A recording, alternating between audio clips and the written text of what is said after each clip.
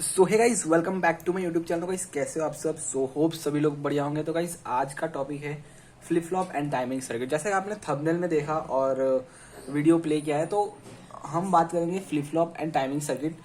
तो ये जीटीयू के एज पर जीटीयू सिलेबस हम चलेंगे, ठीक है।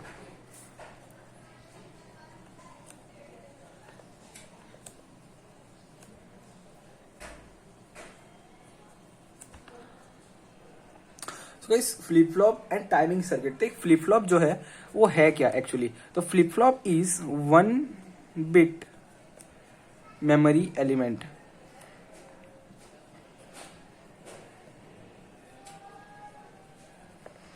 सो फ्लिप फ्लॉप बनता कैसे है वो हम देखेंगे। तो फ्लिप फ्लॉप जो है वो स्टोर होगा कई जीरो या फिर वन में, ठीक है। तो वन बिट एलिमेंट क्या है कि वन या तो फिर जीरो। तो वन या तो फिर जीरो वो डिसाइड कौन करेगा, वो हम देखेंगे आउटपुट और इनपुट। तो गाइस ये जो फ्लिप फ्लॉप है वो सबसे पहले आपको मैं बता दूं, ये एक सीक्वेंशियल सर्किट है, ठीक है।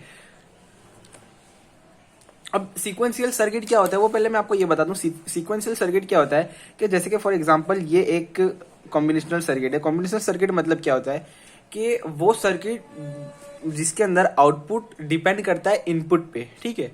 लेकिन इसके अंदर क्या होता है, सीक्वेंशियल सर्किट क्या कहता है कि वो डिपेंड करता है प्रेजेंट इनपुट पे और पास्ट आउटपुट पे। मतलब जो सीक्वेंशियल सर्किट का जो आउटपुट है वो डिपेंड करता है प्रेजेंट इनपुट पे और पास्ट आउटपुट पे, ठीक है। तो मैं ये कॉम्बिनेशनल सर्किट बनाता हूँ, कॉम्ब सीकेटी, और यहाँ पे मैं इसके आउटपुट ले लेता हूँ, ठीक है। और ये है इसके इनपुट। अब जो इसको, ये एक सिंपल कॉम्बिनेशन सर्किट का एक ब्लॉक डायग्राम है। अगर मैं इसको सीक्वेंशियल सर्किट बनाना चाहूं तो इसके अंदर क्या करूंगा कि इसका जो आउटपुट है, ठीक है, इसका जो आउटपुट है वो एक मैं मेमोरी एलिमेंट के अंदर स्टोर करूंगा, ठीक है। ये आउटपुट यहाँ पे स्टोर हो गया, ठीक है। अब ये हो गया मेमोरी एलिमेंट। तो जो मेमोरी एलिमेंट का काम है वो क्या करेगा, वो फ्लिप फ्लॉप करेगा। और फ्लिप फ्लॉप के अंदर लैचेस आएंगे, वो हम आगे देखेंगे कि वो कैसे होगा। तो ये एक सिंपल समझने के लिए बेसिक डायग्राम है, बेसिक ब्लॉक डायग्राम है, जिससे हमें ये पता चलेगा कि ये बताना क्या चाहता है, ठीक है। तो ये इसका जो आउटपुट है, पास्ट आउटपुट है, वो डिपेंड करेगा इस पे, ठीक है। तो कुछ इस प्रकार का सीक्वेंशियल, और ये जो पूरा है, ये जो पूरा मैंने बनाया वो हो गया सीक्वेंशियल सर्किट, जिसके अंदर आउटपुट डिपेंड करेगा पास्ट आउटपुट पे और इनपुट पे, ठीक है। तो इस फ्लिप फ्लॉप बनता कैसे? सबसे पहले देखेंगे फ्लिप फ्लॉप के टाइप क्या है, कौन से टाइप के फ्लिप फ्लॉप है, और जो flip flop and timing circuit उसके अंदर क्या क्या है वो मैं एक बार आपको बता दूं। सो गाइस ये जो फ्लिप फ्लॉप है वो फ्लिप फ्लॉप एक्चुअल में है क्या? जो फ्लिप फ्लॉप है वो मैं आपको बता दूं कि flip flop is combination of many logic gates कोई मेमोरी स्टोर नहीं करता, ठीक है, मेमोरी स्टोर नहीं करता। लेकिन उसके बावजूद भी अगर कॉम्बिनेशन हो, जैसे कि फ्लिप फ्लॉप के अंदर हम नैंड गेट इस्तेमाल करने वाले हैं, तो मतलब कॉम्बिनेशन ऑफ नैंड गेट्स। जो लॉजिक गेट्स के अंदर कोई मेमोरी स्टोर नहीं होता, लेकिन जो कॉम्बिनेशन ऑफ लॉजिक गेट्स है जिससे हम फ्लिप फ्लॉप बनाएंगे वो मेमोरी स्टोर कर सकता है, वो भी वन बिट मेमोरी में। One flip flop store only one bit of memory, या तो फिर वो वन होगा या तो फिर वो जीरो होगा, ठीक है। तो सबसे पहले हम देखेंगे SR लैच, ठीक है, द SR लैच। अब लैच क्या होता है? लैच यहाँ पे ऐसा है कि latch is used for the certain flip flop, ठीक है। It's refer to the non clocked flip flop. अब जो फ्लिप फ्लॉप है जिसके अंदर क्लॉक नहीं, अब क्लॉक क्या है वो मैं आपको आगे बताऊंगा। फिलहाल के लिए आप ये समझ लो, जो लैच है उसको हम नॉन क्लॉकेड फ्लिप फ्लॉप बोलते हैं। मैं यहाँ पे एक सेंटेंस लिख दूं, latch are non clocked flip flops, okay. आप सिर्फ ये अभी मान के चलो कि ये जो लैच है are the non clocked flip flop है। और क्यों है वो मैं आपको आगे बताऊंगा, क्योंकि जो लैच है और ये जो फ्लिप फ्लॉप है वो दोनों डिफरेंट चीज़ है, और लैच एक अलग कंपोनेंट है, फ्लिप फ्लॉप एक अलग कंपोनेंट है। लेकिन लैच है वो वही है जो नॉन क्लॉकेड फ्लिप फ्लॉप है, वो आपको आगे समझ में आ जाएगा। हम बढ़ेंगे एसआर लैच के अंदर। तो there are many type of latches, many type of flip flops. Okay, तो सबसे पहले हम देखेंगे एसआर लैच। तो एसआर लैच का जो कंपोनेंट है वो मैं एक ब्लॉक डायग्राम से बताऊंगा, एक ब्लॉक डायग्राम से बताऊंगा। यहाँ से क्यू आउटपुट और यहाँ पे क्यू कॉम्प्लीमेंट। ओके, यहाँ पे होगा एस, यहाँ पे होगा आर। ठीक है। सो ये जो डायग्राम मैंने बनाया उसका नाम है active high S R latch. ठीक है। अब एक्टिव हाई का क्या मतलब है, एक्टिव हाई, एक्टिव लो, वो मैं आपको एक दूसरे सेशन के अंदर इसका अलग से एक वीडियो बनाऊंगा, उसके अंदर मैं डिटेल में समझाऊंगा कि एक्टिव हाई एक्टिव लो क्या होता है, क्योंकि वो एक अच्छा कंसेप्ट है और उससे क्लॉक व्लॉक वो सारी चीज़ें मैं क्लियर कर दूंगा। ठीक है। तो फिलहाल के लिए आप ये मान लो कि ये है active high S R latch. ठीक है। तो इसका हम ट्रुथ टेबल देखेंगे, truth table of S R latch. तो जो सबसे पहले इनपुट्स है एस आर वो है 00011011। ठीक है। और जो आउटपुट है, तो ये आउटपुट क्यों आया वो भी मैं आपको बताऊंगा, इसके पीछे बहुत सारे रीजन है कि आउटपुट ऐसा क्यों आया। ठीक है। आउटपुट है क्यू नॉट,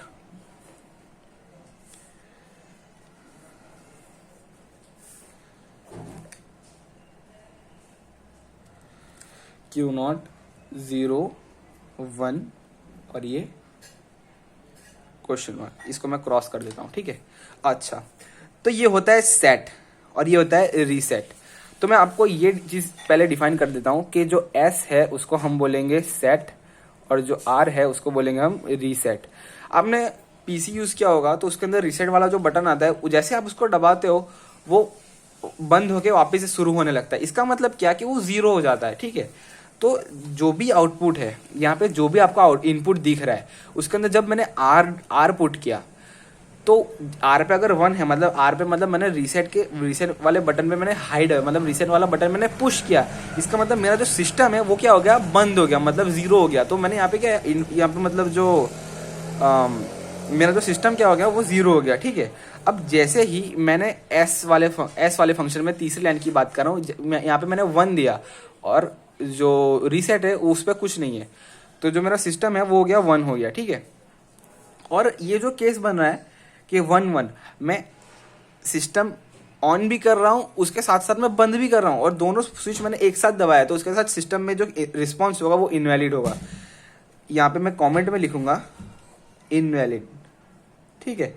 तो जैसे मैंने सेट दबाया तो उस पर मैंने लिखूंगा कि सेट, मेरा सिस्टम क्या हुआ, सेट हुआ मतलब ऑन हुआ।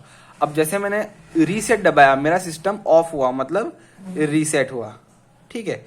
और ये जो 0 मतलब मैंने अभी कुछ सिस्टम से छेड़खानी की ही नहीं है, मतलब ये जो मैंने क्यू नॉट लिखा हुआ है यहाँ पे, क्यू नॉट मतलब पास्ट, मतलब जो पहले था वैसा ही। ठीक है। तो ये नो चेंज। और ये मैंने क्यों लिखा, मैं इसको एक NOR gate S R latch से मैं समझाऊंगा। सो गाइस वीडियो में बने रहे।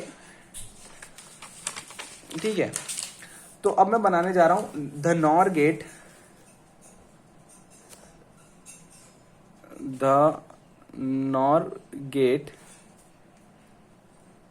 S R latch.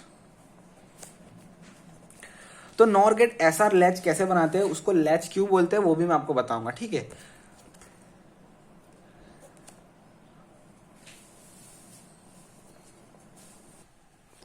So guys ये बन गया हमारा logic diagram of S R latch using NOR gate. ठीक है। तो यहाँ पे ये जो है वो है नॉर एस आर लैच। ठीक है।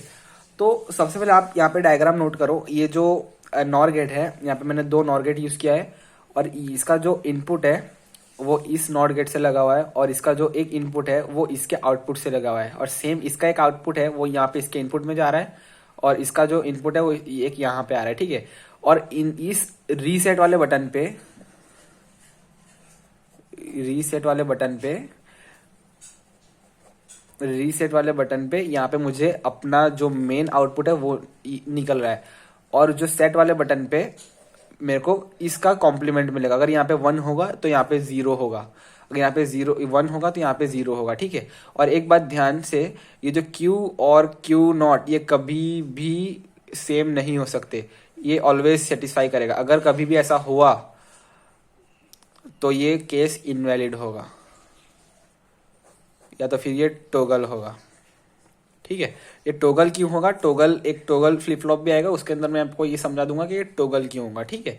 तो ये कुछ और केस बनता है, इसको मैं बाद में समझाऊंगा, ओके। तो एसआर लैच पढ़ते हैं। तो एसआर लैच के अंदर क्या है कि सबसे पहले हम इसका शुरुआत करेंगे, नॉर गेट का एक ट्रुथ टेबल बनाएंगे, नॉर गेट ट्रुथ टेबल, ठीक है। 0 0 0 1 1 0 1 1, तो इसका जो आउटपुट होगा वो सबसे पहले होगा 1 0 0 0, ठीक है। तो इसमें यह बताने की कोशिश है कि इनमें से अगर कोई भी इनपुट अगर 1 हुआ, मतलब इसका जो आउटपुट होगा वो 0 होगा। तो मैं अज्यूम करके चलता हूं, सो गाइस मैं ये सारी चीज़ों को मैं सेटिस्फाई करके दिखाऊंगा। तो मैं अज्यूम करके चलता हूँ कि एस जो है ये 0 है, वो आर भी 0 है, ठीक है। तो जैसे कि हमने यहाँ पे देखा कि ये दोनों अगर 0 है, और यहाँ पे मैंने टेबल पे 1 लिखा हुआ है, ठीक है, और जो क्यू है वो पहले से 0 था, ठीक है, और अभी मैंने सिस्टम को ऑन किया ही नहीं है तो कोई आउटपुट है ही नहीं, ठीक है। तो ये जो क्यू है वो पहले से 0 था, और ये दोनों भी मैंने पहले से 0 रखे हुए, ठीक है। अभी मैंने देखा कि इनमें से अगर कोई 0 0 0 या तो कहीं भी है, दोनों केसेस में दोनों चीज़ें 0 है, तो ये जो मेरा आउटपुट है ये 1 आएगा, ठीक है।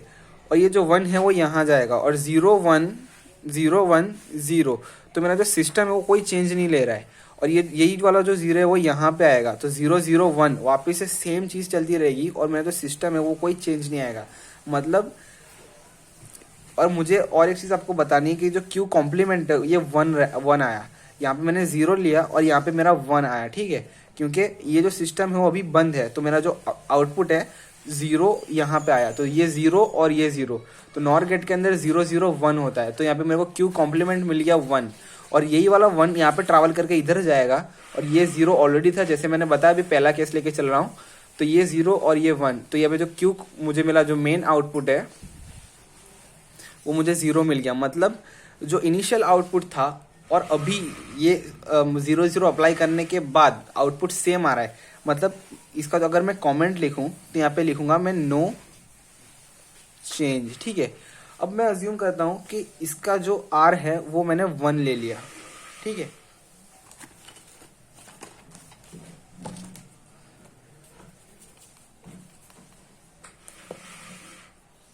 आर है 1 ले लिया। अब आपने देखा कि अगर इनमें से कोई भी केस में अगर किसी भी एस या आर में अगर 1 ले रहे तो हमारा जो आउटपुट है वो 0 आएगा, ठीक है। अब यही 0 यहाँ ट्रैवल करके जाएगा, तो 0 0 1, तो 1 यहाँ गया, तो 1 और 1 मिलके 0 बन गया, मतलब मेरा जो सिस्टम है वो रीसेट हो गया, ठीक है। मतलब यहाँ पे मुझे क्यू 0 मिल गया, तो जैसे ही मैंने आर पे 1 लगाया तो मेरा जो क्यू है वो 0 हो गया। सो ये जो ट्रुथ टेबल से हमें क्या पता चला, एक्चुअली यहाँ पे जब हम कैरेक्टरिस्टिक टेबल बनाएंगे तो उसके अंदर हमें पता चलेगा, ठीक है। तो हम कैरेक्टरिस्टिक टेबल बनाते हैं।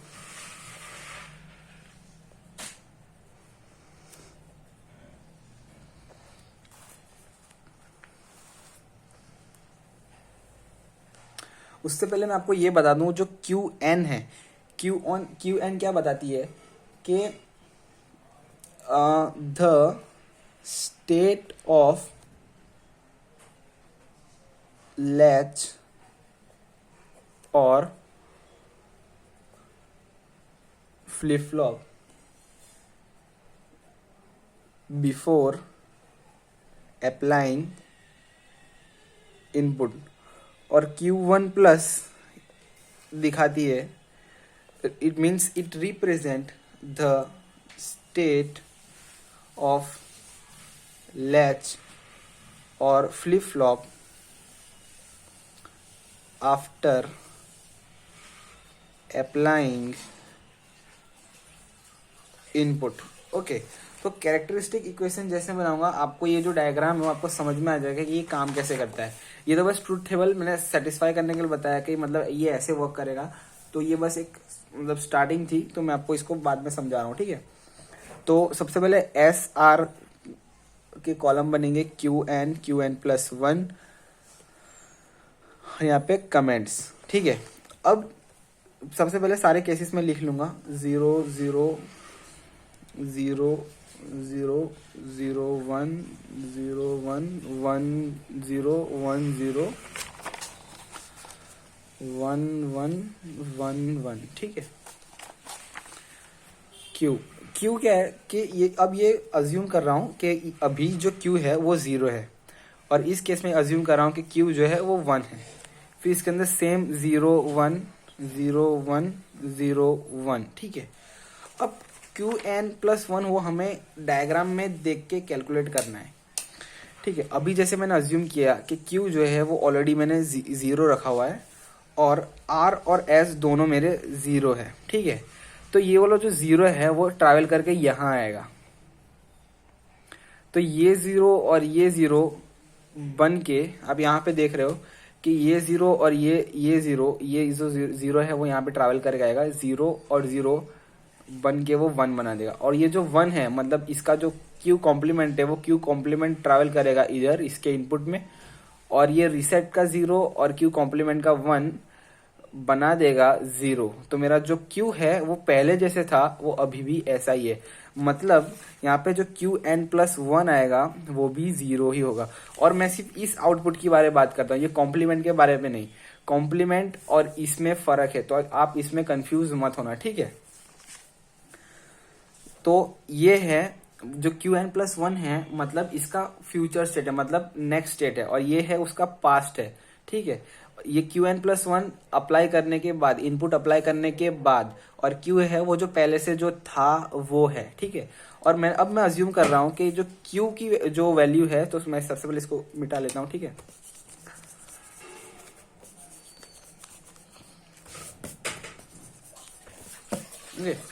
तो Q की जो स्टेट है अब वो ये 1 है पहले से, अब मैंने अप्लाई किया 0 और 0, तो ये जो 1 है वो ट्रैवल करके इधर आएगा और यहाँ पे 1 बना देगा 1, तो ये 1 और 0 मिलके बनाएगा 0, ठीक है। अब ये जो 0 और 0, ये ऑलरेडी मैंने बताया कि मैंने अभी ये वाला अप्लाई किया है, ठीक है, ये वाला अप्लाई कर रहा हूँ। तो 0 और 0, अभी ये 0 ट्रैवल करके गया, 0 और 0 बना देगा 1, मतलब जो Q है और मेरा जो पास्ट था वो सेम रहा, तो इसके अंदर भी ये 1 रहा। मतलब कमेंट में मैं क्या लिख सकता हूं कि when low input in both S and R there is no change, ठीक है। तो इससे हमें क्या पता चला कि 0 0 पे नो चेंज हो रहा है। तो मैं अभी ये जो नॉर गेट समझा रहा हूँ तो ये काफ़ी डिटेल में चल रहा हूँ, लेकिन जब मैं बाकी सारे गेट्स कराऊंगा तब मैं इतना डिटेल में नहीं जाऊंगा, क्योंकि इतना सारा समझाने में आपका भी और मेरा दोनों का टाइम वेस्ट होगा। तो आप इसको एक बार ध्यान से सुने तो आप इसमें समझ जाएंगे, ठीक है। सो अब मैं केस ले रहा हूँ 0 1, मतलब मैं S में लूंगा 0 और R होगा 1,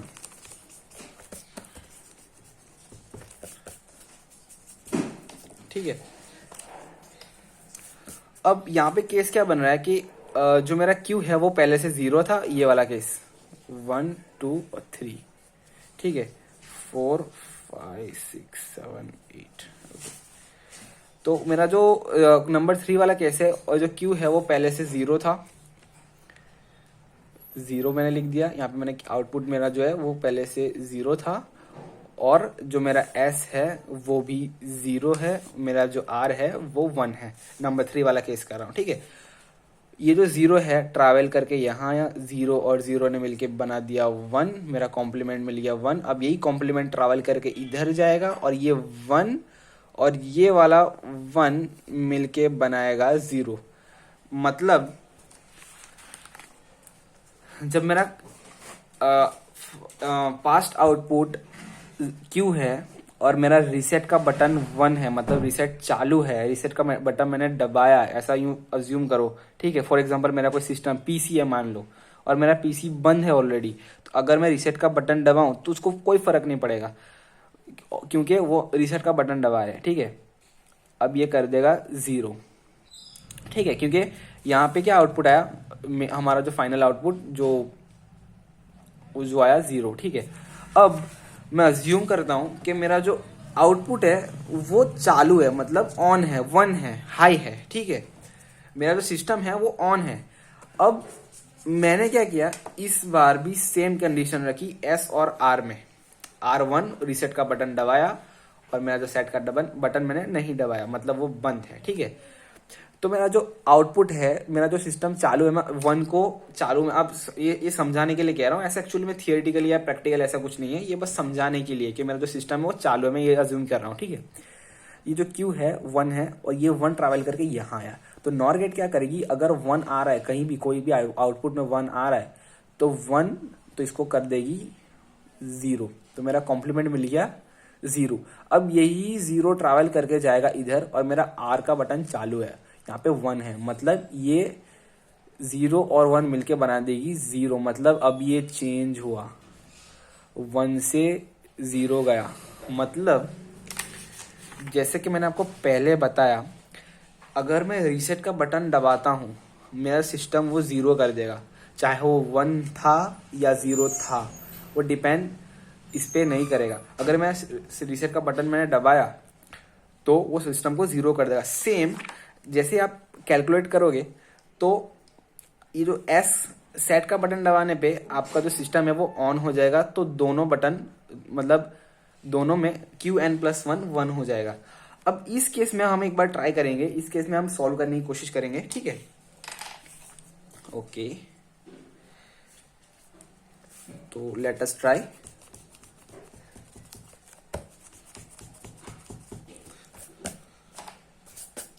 यहाँ पे क्या है कि मेरा जो Q है वो 0 है, मैं ये वाला नंबर सेवंथ मैं अज्यूम कर रहा हूँ। Q मेरा जो उसका जो इनिशियल स्टेट है वो 0 है और दोनों को मैं ऑन कर रहा हूँ, ठीक है।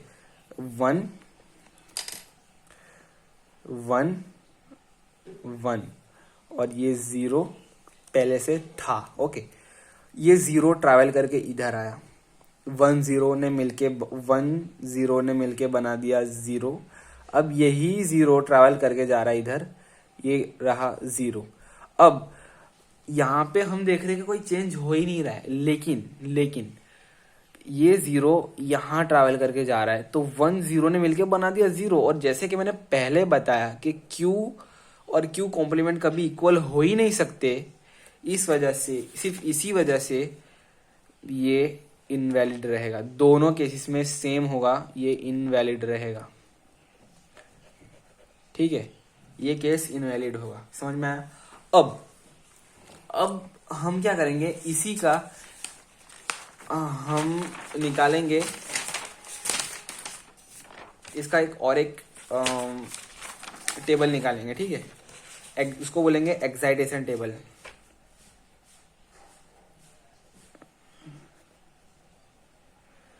एक्साइटेशन टेबल, ठीक है।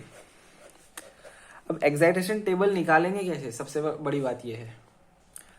अब एक्साइटेशन टेबल हम निकालेंगे, आउटपुट से इनपुट निकालेंगे। अब पहले हम क्या करते थे कि इनपुट देखा, कंडीशन देखा कि इनिशियल कंडीशन क्या है, उसके बाद हमें आउटपुट पता चला, फिर हमने कमेंट कर दिया कि भाई ये ऐसे होने पे हम यहाँ पे मुझे रीसेट या नो चेंज मिल रहा है, यहाँ पे ऐसे केस में इनवैलिड हो जाएगा, इसमें रीसेट हो जाएगा, इस केस में रीसेट हो जाएगा, इस केस में सेट हो जाएगा। लेकिन एक्साइटेशन टेबल आपको अगर बनाने को बोले तो आप क्या कैसे बनाओगे, तो आपको लिखना है initial states of SR nor latch, ठीक है।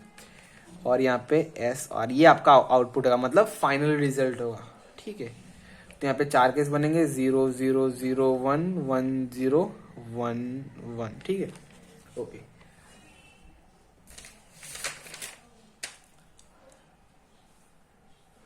सो अब हमें चेक करना है कि 0 0 कौन से केसेस में आ रहा है।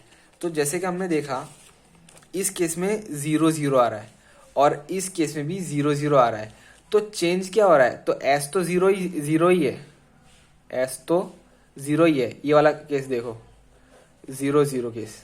ठीक है, एस तो 0 ही है, लेकिन चेंज क्या हो रहा है? आर चेंज हो रहा है, मतलब आर यहाँ पे मायने नहीं रखती, ये 0 ही रहेगा। यहाँ पे मैं क्रॉस कर दूंगा। ठीक है, सो ये जो क्रॉस कर रहा हूं वो आपको समझ में आएगा के मैप के अंदर। के मैप के अंदर एक्चुअली जो एक्साइटेशन टेबल है वो अक्सर के मैप बनाने के लिए काम आता है।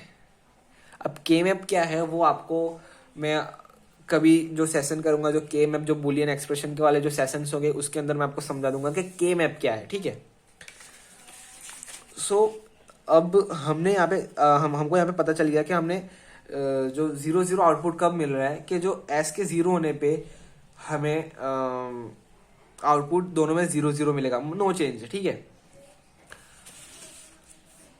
अब हमें देखना है कि 0 1 कब मिल रहा है, कि जब Q 0 हो और ये जो QN है वो 1 हो, वो कब मिल रहा है।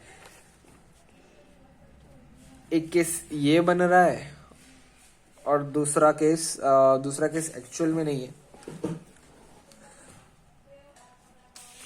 तो ये जो Q 0 हो और QN 1 हो, ये केस कब मिल रहा है? जब S 1 हो और R 0 हो। ठीक है, और यहाँ पे क्या है कि Q